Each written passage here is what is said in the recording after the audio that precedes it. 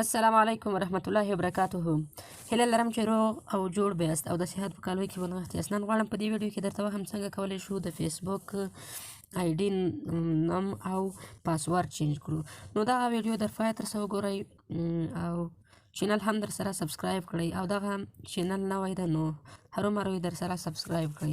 نو راځو د ویډیو په طرف. تاسو خپل فیسبوک آی ډي به خلاصه کړئ. دلته به د دریو لکیرونه باندې به کلیک وکړئ. دلته به تاسو په سیټینګ اینډ پرایونسي باندې کلیک وکړئ.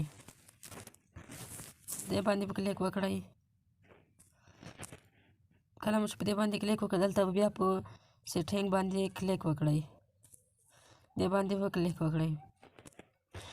نو تاسو به دلته راسئ. دلته به تاسو هم په پرسونل انفارمیشن په دې باندې به کلیک وکړئ. نو کله مو چې په دې باندې کلیک وکړ نو دلته تاسو کولی شئ چې خپل آی ډي نوم چینج کړئ. دلته نیم نه به کلیک وکړئ.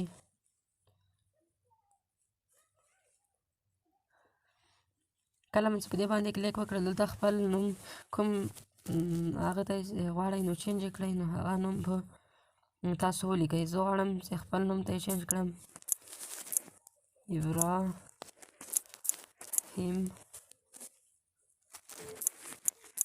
افغان. دلته به تاسو په ریویو چینج باندې کلیک وکړئ.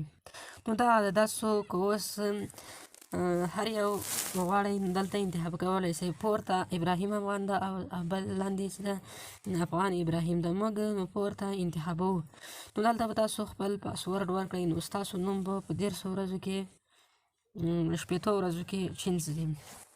دلته کوم پاسورډ ده هغه به په دې کې داخل کړئ.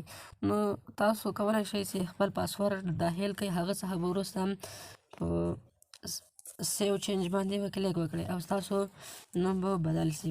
زه نه غواړم چې نوم بدل کړم نو خپل نوم صحیح ده. نو دې څخه اوس څنګه کولی شو پاسورډ بدل کړو. نو تاسو دلته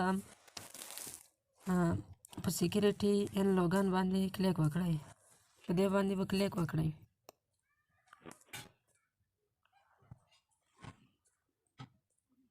نو دا دی دوستانو. دلته به تاسو په چینج پاسورډ باندې کلیک وکړئ.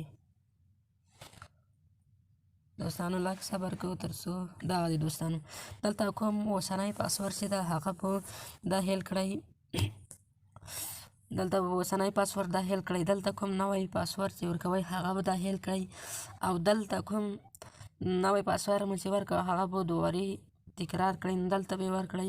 نو دلته به بیا په دریم برخه کې به سیو چینج باندې کلیک وکړئ. نو ستاسو پاسورډ به بدل شي. نو زه نه غواړم چې پاسورډ بدل کړم. تاسو کولی شئ چې پاسورډ بدل کړئ. دا وه زموږ د نن ورځې ویډیو. هیله لرم چې خوښ شوې مو وي او د داسې نورو ویډیو لپاره د چینل هرومرو ته سره سبسکرایب کړئ او په څنګ کې ګنټۍ نشان هم ووایئ تر څو زموږ هره ویډیو تر تاسو پورې در ورسیږي.